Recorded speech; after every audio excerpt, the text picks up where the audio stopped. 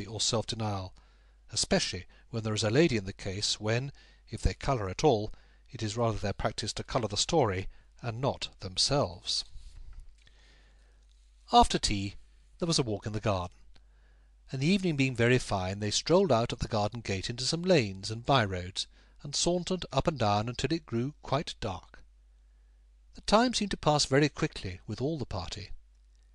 Kate went first, leaning upon her brother's arm, and talking with him and Mr. Frank Cheeryble, and Mrs. Nickleby and the elder gentleman followed at a short distance, the kindness of the good merchant, his interest in the welfare of Nicholas, and his admiration of Kate, so operating upon the good lady's feelings that the usual current of her speech was confined within very narrow and circumscribed limits.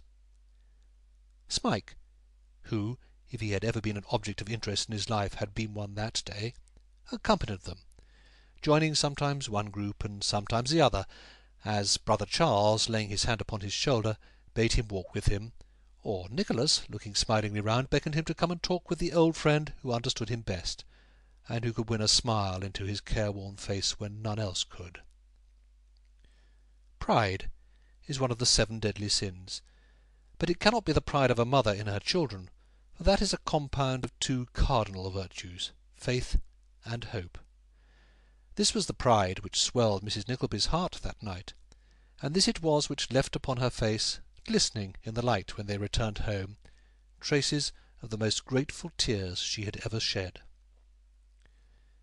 There was a quiet mirth about the little supper, which harmonized exactly with this tone of feeling, and at length the 2 gentlemen took their leave. There was one circumstance in the leave-taking which occasioned a vast deal of smiling and pleasantry, and that was that Mr. Frank Cheeryble offered his hand to Kate twice over, quite forgetting that he had bade her adieu already. This was held by the elder Mr. Cheeryble to be a convincing proof that he was thinking of his German flame, and the jest occasioned immense laughter. So easy is it to move light hearts. In short, it was a day of serene and tranquil happiness, and as we all have some bright day, many of us, let us hope, among a crowd of others, to which we revert with particular delight, so this one was often looked back to afterwards as holding a conspicuous place in the calendar of those who shared it. Was there one exception, and that one he who needed to have been most happy?